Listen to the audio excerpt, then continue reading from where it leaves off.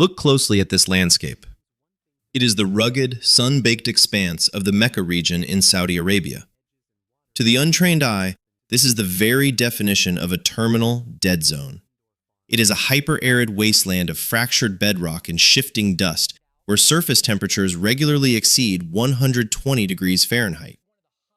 We have been fundamentally conditioned to view these extreme environments as the end of the line, operating under the assumption that biology has completely and irreversibly surrendered to the overwhelming forces of geology and climate. But what if that widespread assumption is entirely wrong? What if a desert is not a geological graveyard, but rather a highly secure biological vault, waiting patiently for the exact mathematical combination to be unlocked? In a remote, unforgiving valley known as Baydha, an extraordinary ecological experiment has just shattered our foundational understanding of desertification. A dedicated team of scientists, ecologists, and local Bedouin tribesmen achieved the seemingly impossible, completely transforming these barren, skeletal mountains into a thriving, self-sustaining green savanna. And here's the most astonishing part. They did not accomplish this miraculous feat using billion-dollar desalination pipelines, high-tech atmospheric water generators, or genetically modified drought-resistant vegetation. Instead, they reached deep into the annals of ancient human history, utilizing a forgotten understanding of topography to manipulate nothing more than rocks, gravity, and the raw kinetic energy of nature itself. This is not a fictional story of human domination over the natural elements. It is a profound masterclass in the deep science of Earth restoration. It is a testament to the staggering resilience of our planet when we finally stop fighting it and begin to speak its ancient language. To truly comprehend the magnitude of the Baydha Project's success, we must first travel back through geological time and aggressively dismantle a common misconception. The Arabian Peninsula was not always this unforgiving, seemingly infinite ocean of sand and stone. During the Holocene epoch, roughly 10,000 years ago, this specific region experienced a profoundly significant wet phase. It was characterized by vast, undulating grasslands, sprawling freshwater lakes, and a highly complex network of perennial rivers. Even in much more recent centuries, these specific mountains supported a delicate but highly functional ecosystem, meticulously managed by nomadic Bedouin tribes who deeply understood the fragile rhythms of the land. However, the modern era introduced sedentary grazing practices that completely disrupted this ancient equilibrium. Massive herds of domestic livestock, artificially confined to specific geographical areas year-round, consumed the native vegetation vastly faster than the arid climate could possibly regenerate it. When the deep-rooted perennial grasses and ancient native acacia trees were systematically stripped away, the underlying structural integrity of the soil simply collapsed. Without a vital vegetative canopy to shade the earth, intense solar radiation baked the exposed ground into a hardened, highly hydrophobic crust. This is the insidious, creeping mechanism of desertification. It is not merely the absence of atmospheric moisture. Rather, it is the fundamental, catastrophic loss of the land's physical capacity to interact with water. In a healthy, functioning ecosystem, topsoil acts like a vast subterranean sponge.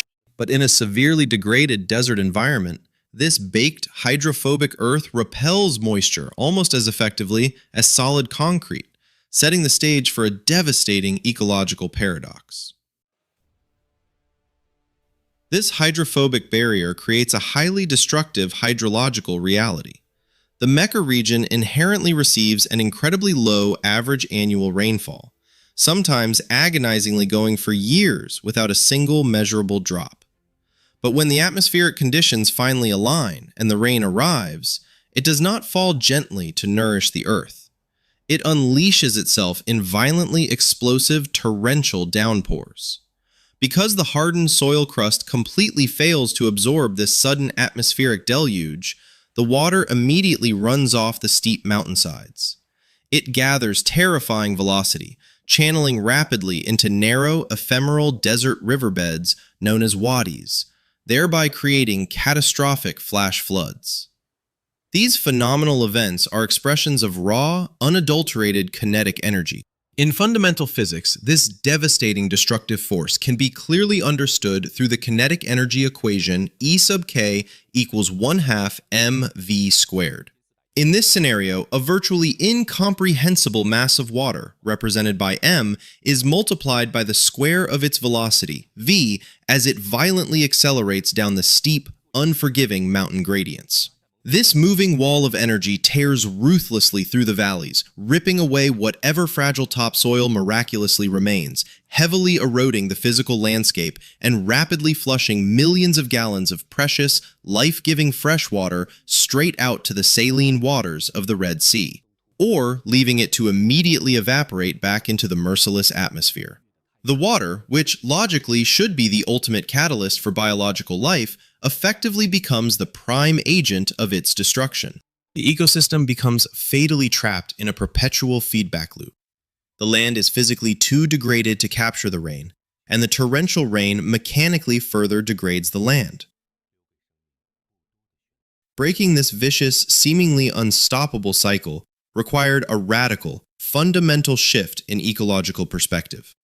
Enter Neal Spackman, a visionary permaculture designer who, alongside a highly dedicated team and the indispensable local Bedouin community, officially initiated the ambitious Baydha Project in 2010. Spackman acutely recognized that attempting to plant arbitrary trees in this hostile environment using conventional, human-engineered irrigation would be a spectacularly futile, highly energy-intensive band-aid. True, lasting restoration meant permanently repairing the severely broken underlying hydrological cycle. The overarching strategy was elegantly simple in its core concept, yet monumentally difficult in its physical execution. Slow the water, spread the water, and meticulously sink the water. To achieve this monumental task, the scientific team looked far past modern industrial solutions and drew profound inspiration from ancient agricultural techniques. Specifically, those masterfully pioneered by the Nabateans thousands of years ago in remarkably similar arid regions. The core philosophy was to literally redesign the physical topography of the valley so that it could physically capture, absorb, and pacify the violent kinetic energy of a flash flood. They were essentially constructing a landscape-scale ecological martial arts system, turning the inherently destructive force of the flood against itself to heal the shattered land. The execution of this audacious vision required massive, strategically calculated earthworks. Along the steep, rocky contours of the mountainsides, the team painstakingly constructed extensive systems of terraces and horizontal swales. A swale is essentially a specialized water harvesting ditch built perfectly level along the natural contour of the land. When rushing water hits the swale, it stops and slowly spreads out horizontally. To forcefully handle the immense volume and terrifying speed of the water in the main gullies, they constructed massive gabions, robust wire cages filled tightly with local stones, securely stacked across drainage channels. These formidable structures are not rigidly designed to stop the water like a conventional concrete dam. Rather, they are engineered to forcefully decelerate it. To deeply understand the mechanics of this groundwater recharge, we can look at principles derived from Darcy's law, mathematically expressed as Q equals minus Ka dH dL. By deliberately slowing the floodwaters, the engineered project exponentially increases the cross-sectional area, A, and the necessary hydraulic time, allowing the massive volume of fluid, Q, to successfully penetrate the soil's natural hydraulic conductivity, K, driving moisture deep into the subterranean aquifers. For consecutive years, the dedicated Baydha team labored relentlessly under the punishing, unfiltered desert sun, manually moving thousands of tons of earth and rock, painstakingly building a highly complex, completely passive water harvesting infrastructure that simply lay waiting in the accumulated dust. And then, they waited. They endured brutal, demoralizing, multi-year droughts, silently watching as their meticulously engineered landscapes baked in the relentless heat. To the casual, uneducated observer, it might have easily looked like a colossal, tragic waste of human effort and capital. But true science explicitly requires profound patience. Finally, the ultimate ecological test arrived. Massive, anomalous atmospheric storm systems swept forcefully across the Arabian Peninsula, unleashing biblical torrents of rain upon the parched Mecca region. Predictably, terrifying flash floods roared down the mountainsides, carrying their usual world-ending destructive potential. But this time, the landscape was intelligently prepared. The violent water slammed into the Gabions, and its destructive kinetic energy was instantly shattered. The surging floodwaters backed up, spread out calmly along miles of horizontal contour swales, and stood quietly in deep, still pools across the terraced mountains. For the first time in multiple generations, the water did not violently escape to the sea. It stopped. And then, miraculously, it sank. It percolated deeply into the subterranean water table, effectively recharging the ancient, hidden aquifers that had been severely depleted for decades. What happened next in the ensuing months defied even the most wildly optimistic scientific expectations. The profound, deep rehydration of the soil triggered an explosive biological awakening that had been completely dormant for over half a century. Deep within the earth, safely protected beneath the formerly baked crust, lay a massive, hidden, natural seed bank. These were the highly resilient, native seeds of hardy acacia trees, perennial grasses, and complex desert shrubs, safely encased in heavily protective biological coatings, waiting in a deep state of suspended animation for exactly this precise hydrological signal. Without applying a single drop of continuous artificial irrigation, without laying expensive plastic pipelines, and without utilizing synthetic chemical fertilizers, the supposedly dead desert explicitly exploded into vibrant, living greens. The dormant seeds aggressively germinated, sending complex root systems deep into the newly moistened soil profile.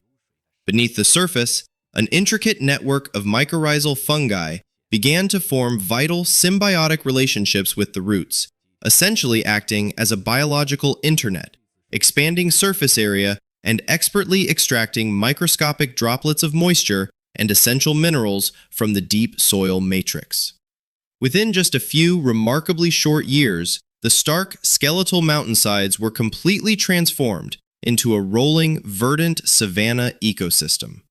The newly established lush vegetation immediately created its own localized microclimate. The broad, expansive canopies of the rapidly growing acacia trees effectively shaded the soil underneath, dramatically reducing ground level evaporation and significantly lowering surface temperatures. Extensive root systems mechanically stabilized the earth, steadily generating organic matter that rapidly attracted vital soil microbes and helpful fungi. Insects triumphantly returned in massive swarms, closely followed by migratory birds and native wildlife, systematically weaving the incredibly intricate web of a fully functioning, self-sustaining ecosystem back together. The Baydha Project is vastly more than an isolated feel-good success story neatly tucked away in the Saudi Arabian desert. It is a profound, paradigm-shifting scientific revelation with immense global implications. It proves definitively, utilizing hard physical evidence, that even the most severely degraded landscapes on Earth are not beyond salvation. Desertification is emphatically not a permanent ecological death sentence. Rather, it is a temporary, mechanical failure of the local water cycle, and it is a failure that we currently possess both the ancestral knowledge and the scientific tools to effectively repair. By seamlessly combining the ancient, profound wisdom of indigenous earthworks with modern hydrological and permaculture science, we can strategically capture the raw, kinetic elements of nature and skillfully guide them toward massive, planetary-scale ecological regeneration. We literally possess the capability to turn catastrophic floods into flourishing forests, and barren, heat-scorched deserts into vibrant, living savannas. The intrinsic biological resilience of our planet's ecosystems is utterly staggering, provided we finally cultivate the humility to work intelligently alongside its natural systems, rather than arrogantly attempting to engineer our way straight over them. If you fundamentally believe that Earth deserves a second chance, and if you are deeply fascinated by the real, tangible science of planetary restoration, join our journey at Deep Science of Earth by subscribing today. Together, we will continue to relentlessly explore the magnificent, complex mechanisms that miraculously keep our world alive.